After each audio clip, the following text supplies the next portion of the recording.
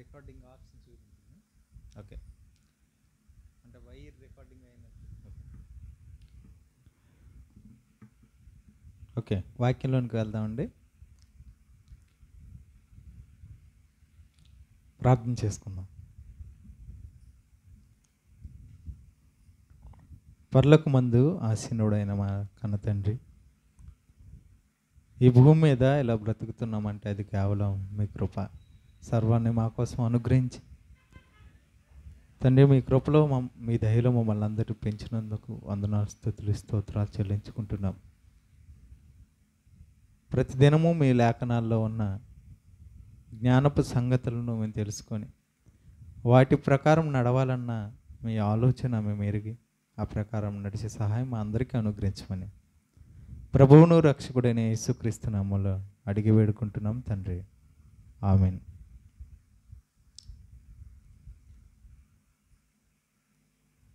నేటి సమాజంలో ఉన్న చాలామంది, అది క్రైస్తవులా లేదా ఇతర మతాల వారా అన్నది కాకుండా ప్రపంచ జనాభా అంతా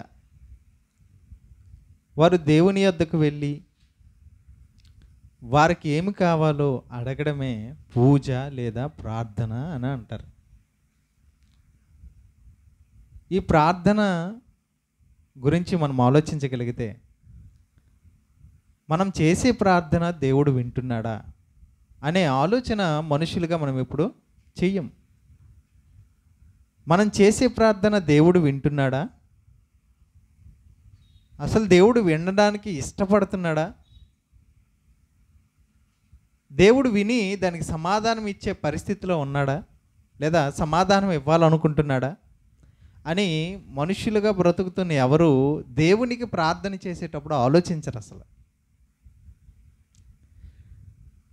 మన గొడవ లేకపోతే మన ఆలోచన, మన ఇష్టం దేవునికి చెప్పుకుంటామే తప్ప ఇంతకీ దేవుడు వింటున్నాడా?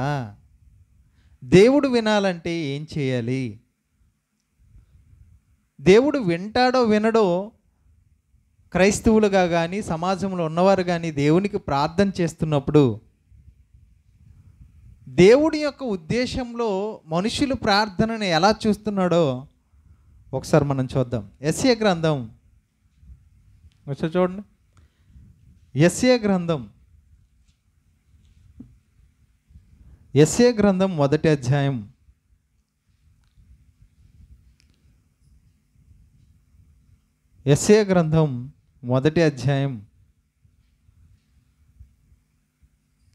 15వ వచనం చదువుకుందాం. యెషయా గ్రంథం మొదటి అధ్యాయం 15వ వచనం. మీరు మీ చేతులు చాపునప్పుడు మిమ్మల్ని చూడక నా కన్నులు కప్పుకుందును. మీరు బహుగా ప్రార్థన చేసినను నేను వినను. మీరు బహుగా ప్రార్థన చేసినను నేను వినను అంటున్నాడు దేవుడు. ఇదేంటండి, ప్రార్థన చేసేదే దేవుడు వింటాడనే కదా. మరి దేవుడు ఏమంటున్నాడు? నేను వినను. ఒకవేళ నేనుండే ప్రదేశంలో, నేనుండే ఇంట్లో నేను చేసే ప్రార్థన వినబడదేమో దేవునికి. దేవుని సన్నిధి ఎక్కడుంటుందో, దేవుని కోసం అందరూ కూడుకొని ఎక్కడైతే ఉంటారో అక్కడికి వచ్చి ప్రార్థన చేస్తే దేవుడు వింటాడేమో అని ఒకవేళ దేవుని సన్నిధికి వచ్చి ప్రార్థన చేసామనుకోండి, అప్పుడు దేవుడు ఏమంటున్నాడు తెలుసా? 12వ వచనం, యెషయా గ్రంథం మొదటి అధ్యాయం 12వ వచనం. నా సన్నిధిని కనబడవలనని మీరు వచ్చుచున్నారే, నా ఆవరణములు త్రొక్కుటకు మిమ్మును రమ్మన్నవాడెవడు? నా సన్నిధిలోకి వచ్చి నేను నిన్ను చూడాలని, మీరు నా సన్నిధిలో నాకు కనబడాలని మీరు అనుకుంటున్నారే, అంతేనా? నా సన్నిధిని కనబడవలనని మీరు వచ్చుచున్నారే, నా ఆవరణములు త్రొక్కుటకు మిమ్మల్ని రమ్మన్నవాడెవడు? మిమ్మల్ని ఎవడు పిలిచాడు? నా సన్నిధికి వచ్చి నన్ను చూడాలి, దేవుడు నన్ను చూడాలి, నా ప్రార్థన వినాలి అని మిమ్మల్ని పిలుస్తున్నది ఎవరు? ఎంతకీ నిన్ను పిలిచానా? నువ్వు చేసిన ప్రార్థన వినను, నువ్వు సన్నిధికి వచ్చి నా సన్నిధిలో నాకు కనిపించాలని నువ్వు చేస్తున్న ప్రతి పని నేను చూస్తున్నాను. నీ ప్రార్థన వింటానని నువ్వు అనుకుంటున్నావు, కానీ నీకు నా సన్నిధికి రమ్మన్నది ఎవరు? నువ్వు ప్రార్థన చేశానని నేను వినను అంటున్నాడు. అంటే దేవుడు ప్రార్థన వినడా? వినను అంటాడేంటి? సన్నిధికి వస్తే కనబడవల్లని మీరు వస్తున్నారు, మీకు ఎవరు రమ్మన్నారు ఇంతకీ అని అడుగుతున్నాడు ఏంటి దేవుడు? ఎందుకు అలా అంటున్నాడు, ఎందుకు అలా చెబుతున్నాడు అంటే, దేవుడు ప్రార్థన వినను అనే పరిస్థితికి ఆయన ముఖం త్రిప్పుకోవడానికి, చూడండి, మీ చేతులు చాపునప్పుడు మిమ్మల్ని చూడక నా కన్నులు కప్పుకొందును అంటున్నాడు. ఎందుకు అలా అంటున్నాడు? ఎందుకు అలా అంటున్నాడు అంటే, కింద 16వ వచనంలో ఒక మంచి మాట దేవుడు రాపించాడు. యెషయా గ్రంథం 1వ అధ్యాయం 16వ వచనం, మిమ్మును కడుగుకొనుడి, శుద్ధి చేసుకొనుడి, మీ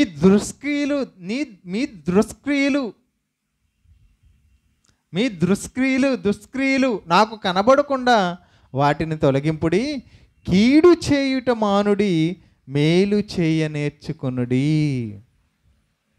కీడు చేయుట మానుడి, మేలు చేయ నేర్చుకొనుడి. న్యాయము జాగ్రత్తగా విచారించుడి. హింసించబడువానిని విడిపించుడి. తండ్రి లేని వానికి న్యాయం తీర్చుడి. విధవరాలి పక్షముగా వాదించుడి. అప్పుడు వింటాడు దేవుడు. అంటే దేవుడు మన ప్రార్థన వినాలంటే మనం ఏం చేయాలంట? కీడు చేయటం అని మేలు చేయ నేర్చుకోవాలి. న్యాయము కనికరం కలిగి ఉండి ఆ పనులు చేస్తున్నప్పుడు మనం ప్రార్థన చేస్తే దేవుడు వింటాడు.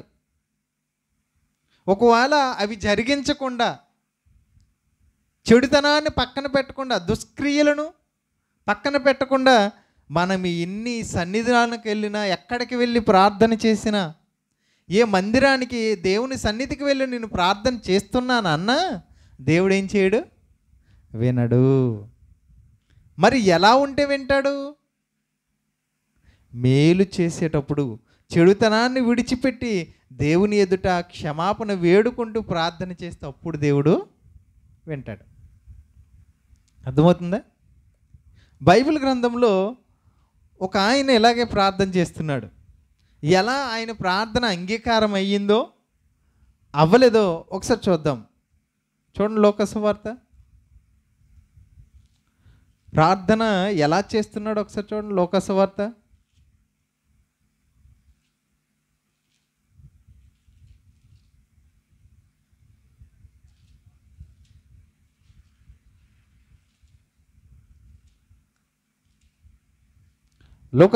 18వ అధ్యాయము, 9వ వచనం నుంచి మనం చదువుదాం. 9వ వచనం నుంచి, తామే నీతిమంతులమని తమ్ము నమ్ముకొని ఇతరులను తృణీకరించు కొందరితో ఆయన ఉపమానం చెప్పను. ప్రార్థన చేటుకే 2 మనుషులు దేవాలయమునకు వెళ్ళిరి. ఎక్కడికి వెళ్తున్నారు? దేవాలయానికి ప్రార్థన చేయడానికి వెళ్తున్నారంట. ఎంతమంది? 2 మనుష్యులు వెళ్తున్నారు. ఒకడు పరిసయ్యుడు, ఒకడు సుంకరి. 2 వ్యక్తులు వెళ్తున్నారు దేవాలయానికి. దేనికోసం? ప్రార్థన చేయడానికి. ఒకడు పరిసయ్యుడు, ఒకడు సుంకరి. పరిసయ్యుడి ప్రార్థన ఎలా ఉందో, సుంకరి ప్రార్థన ఎలా ఉందో, వారిద్దరి ప్రార్థనలో దేవుడు ఎవరి ప్రార్థన ఆలకించాడో మనం నేర్చుకుందాం. ఓకే.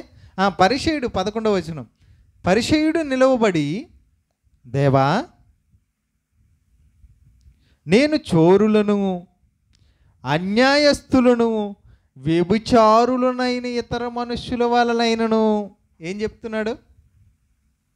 నేను అంటే దేవుని మందిరానికి వెళ్ళి, దేవుని ఆలయానికి వెళ్ళి దేవునికి ఏమని ప్రార్థన చేస్తున్నాడు? నేను చోరులను అంటే దొంగతనం చేసేవారిలాగా నేను లేను, అన్యాయం చేసేవారిలాగా కూడా నేను లేను, వ్యభిచారం చేసేవారిలాగా కూడా నేను లేను, ఇతరుల మనుష్యుల వలన అంటే ఇతర మనుషులు ఎలాగున్నారో చెడుతనం చేస్తూ వారిలాగా కూడా నేను లేను. అక్కడికి వచ్చిన సొంకరని ఆయన ఉన్నాడు చూడండి. ఈ సొంకర వలన నువ్వు వండనందుకు నీకు కృతజ్ఞతాస్తుతులు చెల్లిస్తున్నాను. ప్రార్థన ఎలా చేసుకుంటున్నాడంటే తాను ఎంత గొప్పవాడో దేవుని ఎదుట కనపరుచుకుంటున్నాడు. నేను ఎంత పవిత్రుడు, నేను ఎంత గొప్పవాడినో తెలుసా అని దేవుని ఎదుట చెప్పుకోవడమే కాకుండా వచ్చిన ఒక సొంకరని చూసి ఈ సొంకరలాగా కూడా నేను లేను, అలాగ ఉండనందుకు నీకు కృతజ్ఞతలు అని చెప్తున్నాడు దేవునికి. అంతేకాకుండా ఏం చేస్తున్నాడంట, నేను వారమునకు 2 మారులు ఉపవాసం చేయొచ్చు.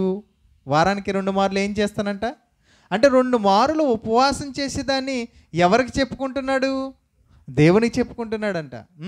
నా సంపాదన అంతటిలో 10వ వంతు చెల్లించుచున్నానని తనలో తాను ప్రార్థించుచుండెను.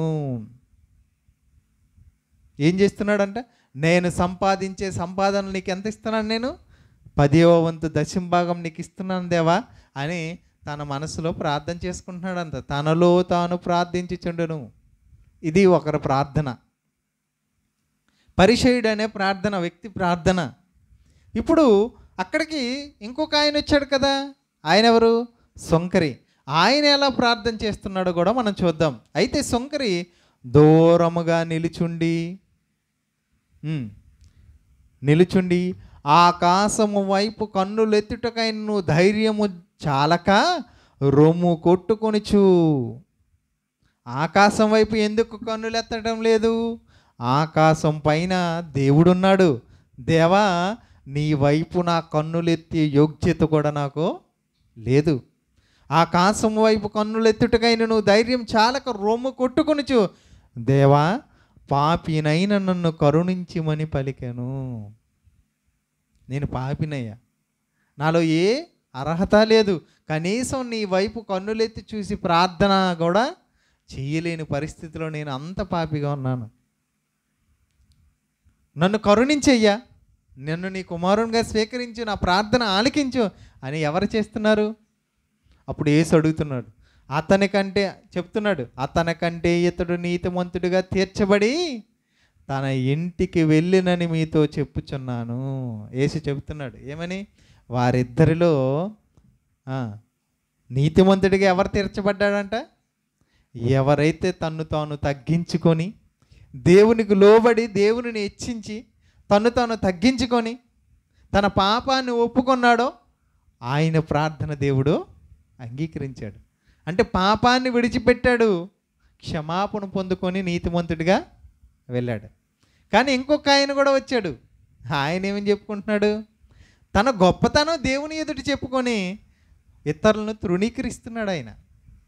అందుకోసం దేవుడు ఏమన్నాడు, మీరు కీడును విడిచి మేలును చేయుడి, మేలు చేయ నేర్చుకునండి. అంటే మనం ఎప్పుడైనా మనం చేసే ప్రార్థన ఎలా ఉండాలంటే దేవుని ఎదుట మనం ఎల్లప్పుడూ తగ్గించుకునే ప్రార్థన చేయాలి తప్ప, నేను ఇన్ని దేవుని కార్యక్రమాలు చేశాను, నేను ఎంత గొప్పవాడిని అని మనలో మనం ఎప్పుడు దేవుని ఎదుట హెచ్చించుకుని ప్రార్థన చేయకూడదు. న్యాయం జరిగిస్తూ పాపాన్ని విడిచిపెడుతూ దుష్క్రియలను విడిచిపెట్టి దేవునికి ప్రార్థన చేస్తే దేవుడు వింటాడు. అర్థమవుతుందా? బైబుల్ మనం చదువుతున్నప్పుడు ఆ విషయాలు మనం గమనిస్తున్నప్పుడు మన ప్రార్థన, మన జీవితం అంటే దేవుడు, మనం చెడుతనం చేస్తూ భక్తి కొనసాగించేస్తే దేవుడు వింటాడా అనుకుంటే వినడు. అందుకోసమే యోహాను సువార్తలో కూడా ఒక మంచి మాట దేవుడు రాయించాడు చూడండి. యోహాను సువార్త 9వ అధ్యాయము 31వ వచనం. యోహాను సువార్త 9వ అధ్యాయము 31వ వచనం చదువుతారా? చదువుకోవాలి. యోహాను సువార్త 9వ అధ్యాయం 31వ వచనం. దేవుడు పాపుల మనవి ఆలకింపడని ఎరుగుదుము. యోహాను సువార్త 9వ అధ్యాయం 31వ వచనం. దేవుడు పాపుల మనవి ఆలకింపడని ఎరుగుదుము. దేవుడు ఎవరి ప్రార్థన వినడు? పాపుల మనవి ఆలకింపడు. ఎవడైనను దేవభక్తుడై ఉండి ఆయన చిత్తము చొప్పున జరిగించిన ఎడల ఆయన వాని మనవి ఆలకించును. దేవుడు ఎవరు మనం వింటాడంట? దేవుని ఇష్టాన్ని నెరవేర్చేవారు, దేవుని ఆజ్ఞలను పాటించి ప్రార్థన చేస్తే దేవుడు వింటాడు. దేవుడు పాపుల మనం అంటే పాపం చేస్తూ పాపములోనూ ఉండిపోయి ప్రార్థన చేస్తే నీ ప్రార్థన దేవుడు అంగీకరించడు. కానీ ఒక ప్రార్థన అంగీకరిస్తాడు. ఏ ప్రార్థన? నువ్వు పాపిగా ఉన్నప్పుడు నేను పాపిని దేవా నన్ను కరుణించి అని సొంకర చేసిన ప్రార్థన దేవుడు విన్నాడు. అంటే పాపముతో ఉన్న మనం, తండ్రి నేను పాపం చేసి నన్ను క్షమించు అంటే ఆ ప్రార్థన వింటాడు. కానీ పాపం చేస్తూ దేవుడు మనకు కావాల్సినవి అడిగితే దేవుడు ఆ ప్రార్థన వినడు. చూడండి, ప్రార్థన చేసేటప్పుడు ఖచ్చితంగా మనం ఏం చేయాలి? దేవుని చిత్తాన్ని చేసి అప్పుడు దేవునికి ప్రార్థన చేయాలి. దేవుడు అప్పుడు మనవి వింటాడు. లోకంలో చాలామంది దేవునికి ప్రార్థన చేస్తున్నారు, భక్తి చేస్తున్నారు. కానీ ఆ భక్తి, ఆ ప్రార్థన దేవునికి వెళ్తుందా అంటే బైబిల్ ఏం చెప్తుందంటే పాపముతో ఉంటే దేవుడు పాపులు మనవి దేవుడు ఆలకించడు. అంటే పాపము నీలో ఉంటే నువ్వు చేసే ప్రార్థన దేవుని యొద్దకి వెళ్ళదు. మరి పాప క్షమాపణ ఎలా జరుగుతుంది? దేవుని ఎదుట యేసుక్రీస్తునందు విశ్వాసం ఉంచి, దేవా నేను పాపిని, నా పాపములు క్షమించు అనే ప్రార్థన చేసిన తర్వాత క్షమాపణ జరుగుతుంది కదా, అప్పుడు మనవి దేవుడు వింటాడు. ఎప్పుడు? పాపములు క్షమాపణ జరిగి పవిత్రపరచబడిన తర్వాత దేవునికి ప్రార్థన చేస్తే దేవుడు మనవి వింటాడు. దేవుడు మనవి వింటాడు. పాపంతో ఉంటే దేవుడు వినడు. అంటే మనం చేసే ఒకవేళ పాపంతో ఉండి ప్రార్థన చేస్తే దేవునికి ప్రార్థన చేసినవన్నీ వృధా, దేవుని వద్దకే వెళ్ళడం లేదు. అడ్రస్ సరిగా రాయలేదు అనుకోండి, ఉత్తరం వెళ్తుందా? ఫోన్ నెంబర్ సరిగా కొట్టలేదు అనుకోండి, నెంబరు వెళ్తుందా ఫోను? అలాగే పాపంతో ఉంటే దేవుడు ప్రార్థన వినడు. అర్థమైందా? బైబిల్ అనేది ఈ భక్తి జీవితానికి సంబంధించే కాదు, ఓన్లీ మనం నేర్చుకుంటున్న ఈ భక్తికి సంబంధించిన విషయాలు దేవుడు నేర్పించలేదు, ఇంకా చాలా విషయాలు నేర్పించాడు దేవుడు. ఉదాహరణ మీకు అర్థం అవడానికి ఒక విషయాన్ని నేను చదివిస్తాను. ఈరోజు స్లాబ్ లేదా ఈరోజు మన సమాజంలో ఉన్నవారు తమ కోసం అంటూ నివాసం ఉండడానికి ఇల్లును కట్టుకుంటారు. కొత్త ఇల్లు స్లాబ్ వేసి మంచిగా 50 ఇల్లు మనం కడుతున్నాం కదా, మంచి నివాసం ఏర్పాటు చేసుకుంటున్నాం. అది కట్టుకున్న తర్వాత పైన ఒక చిన్న గోడ చుట్టూ కడుతున్నాం. చూసారా మీరు? స్లాబ్ వేసిన తర్వాత చుట్టూ ఒక చిన్న గోడ కడుతున్నాం మనం కదా. ఆ గోడ ఎందుకు కడతారో మీకు తెలుసా? ఆ గోడని స్లాబ్ పైన ఎందుకు ఆ చుట్టూ గోడ కడతారో తెలుసా మీకు? తెలుసా? చూద్దాం. ఎందుకు కడతారో బైబిల్ చెప్పిందండి. బైబిల్ కట్టమని చెప్పింది. బైబిల్ ఏం చెప్పింది? ఇంటి పైకప్పు పైన చుట్టూ పిట్టగోడ కట్టవలెను అని బైబిల్ చెప్పింది. ఎందుకు కట్టాలంట? చూడండి, బైబిల్ ద్వితీయోపదేశకాండం 22వ అధ్యాయం 8వ వచనం. ద్వితీయోపదేశకాండం 22వ అధ్యాయం 8వ వచనం. క్రొత్త ఇల్లు కట్టించినప్పుడు దాని మీద నుండి ఎవడైనను పడుట వలన నీ ఇంటి మీదకి అత్యాదోషము రాకుండుటకై నీ ఇంటికి పైకప్పునకు చుట్టూ పెట్టగోడ కట్టింపవలెను. అంటే కొత్త ఇల్లు కడుతున్నప్పుడు ఇంటి పైకప్పు మీద ఏం కట్టాలంట? పెట్టగోడ కట్టాలంట. కట్టకపోతే ఏం జరుగుతుంది? ఎవడైనా నీ ఇంటిపైకి ఎక్కి అక్కడి నుంచి కింద పడిపోతే నేరస్తుడు నువ్వే. అంటే ప్రతి ఇంటికి ఏ గోడ ఉండాలి? చుట్టూ ఒక చిన్న పెట్టగోడ కట్టాలి. చూసా, దేవుడు ప్రార్థనా భక్తి జీవిత విషయంలోనే కాదు, ఇంటికి పైకప్పు కూడా వెయ్యాలని, ఆ పైకప్పు మీద పెట్టగోడ ఉండాలని కూడా చెప్తున్నాడు. అర్థమవుతుందా? అంటే దేవుడు ఎన్ని విషయాలు, ఇంకా మనం ప్రతిరోజు మనం చదువుకుంటుంటే చాలా విషయాలు తెలుస్తాయి మనకి. ఈరోజు సినిమా అని మనం చూస్తున్నాం కదా, సినిమా అని కొంతమంది నాటికలు సమాజంలో వేస్తుంటారు కదా. ఆ వేస్తున్నప్పుడు మనం వాటన్నిటిని చూస్తున్నాం. స్త్రీగా ఉన్నవారు పురుషుని వేషం, పురుషుడిగా ఉన్నవారు స్త్రీ వేషాలు వేస్తారు. అసలు అలా వెయ్యొచ్చో లేదో కూడా బైబిల్ చెప్పింది. అవునా? చూడండి, అదే ద్వితీయోపదేశకాండం 22వ అధ్యాయం 5వ వచనం. ద్వితీయోపదేశకాండం 22వ అధ్యాయం 5వ వచనం. స్త్రీ పురుష వేషం వేసుకొనకూడదు, పురుషుడు శ్రీవ్యాసమును ధరించకూడదు. అలాగు చేయువారందరూ నీ దేవుడైన యెహోవాకు ఏయులు. దేవునికి ఇష్టం లేదంటే ఎవరికి ఇచ్చిన ఆ పాత్ర వాళ్ళు పోషించాలి తప్ప ఒకని వ్యాసం మరొకరు వేయకూడదు. కానీ దేవుడు ఏదైతే చెయ్యొద్దు అంటాడో మనుషులు అదే చేస్తుంటారు. అర్థమవుతుంది? ఎన్ని విషయాలు ఆ ద్వితీయోపదేశకాండం కానీ లేదా నిర్గమాకాండంలో కానీ ఇంకా ఇంకా ఇంకో విషయం చెప్పమంటారా? మనం ఇల్లు కట్టిన తర్వాత ఒక బాత్రూమ్ కడతాం. బాత్రూమ్ కట్టాలంటే ముందు ఏం చేయాలి? కింద ఒక గోతిని తవ్వాలి. దాన్ని ఏమంటారు? గోతిని ట్యాంక్ తీస్తాం. మనం ఒక పెద్ద గోతిని చేస్తాం, దాన్ని ట్యాంక్ అంటాం కదా. గోతిని తీస్తాం. ఎందుకు తీస్తాం? ఈ ఆలోచన ఎక్కడి నుంచి వచ్చింది? బైబిల్ నుండే వచ్చింది. ఒక బాత్రూమ్కి ఒక గోతిని, ఒక ట్యాంక్ని కట్టాలన్న ఆలోచన ఎవరిది అంటే ఇదిగో దేవుడు బైబిల్ గ్రంథంలో రాపించాడు. చూద్దామా బైబిల్లో? ద్వితీయోపదేశకాండం 23వ అధ్యాయం 13వ వచనం. ద్వితీయోపదేశకాండం 23వ అధ్యాయం 12 నుంచి 13 వచనాలు చదువుదాం. పాలెము వెలుపుట నీకు ఒక చోటు ఉండవలెను, ఆ బహిర్భూమికి నీవు వెళ్ళవలెను.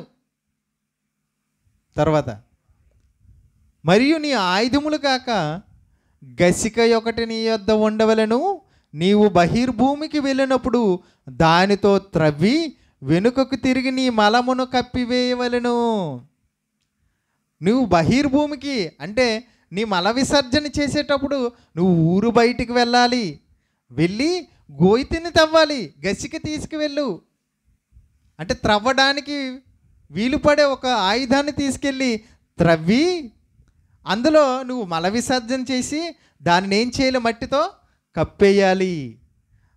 ఈ ఆలోచనే ఈరోజు ట్యాంక్ కొయ్యి తీస్తున్నారు, అది త్రవ్వి దాని మీద కప్పు వేస్తున్నారు. ఎందుకు అలా చేయమన్నాడు అంటే దాని వలన ఆ మల విసర్జన బయట జరగడం వల్ల అది గాలిలో కలుస్తుంది, నీటిలో కలుస్తుంది. దానివల్ల మనిషికి సమస్యలు, రోగాలు వ్యాపిస్తాయి. తెలుసా అండి? అందుకోసమే కాలువల్లో నీరు ఎక్కువగా స్టోర్ అయ్యి ఉండకూడదు. ఎందుకంటే దానివల్ల దోమలు, పురుగులు అందులో పుడుతుంటాయి, క్రిములు వస్తుంటాయి. ఆ క్రిముల వల్లే రోగాలు వస్తాయి. మరి ఒక ఇంటి ముందున్న ఒక నీటిలోనే ఇన్ని క్రిములు వస్తే మరి మల విసర్జన చేస్తే దానివల్ల ప్రమాదం ఉంది. కనుక దేవుడు ఏం చెప్పాడు? అలా చేసేటప్పుడు ఇలా చేయండి అంటే మనిషికి ఆరోగ్య సూత్రాలు కూడా దేవుడు చెబుతున్నాడు. పైన ఇంటి కప్పు ఉండాలని చెప్తున్నాడు. ఎందుకంటే ఎవరైనా మనకు తెలియని వారు, చిన్నపిల్లలు లాంటి వారు ఎక్కారనుకోండి ఇంటిపైకి, ఒకవేళ పెట్టగోడ లేదనుకోండి, వారు కింద పడి చనిపోయే అవకాశం ఉంది. సో అలా చనిపోతే దానికి కారణం ఎవరు?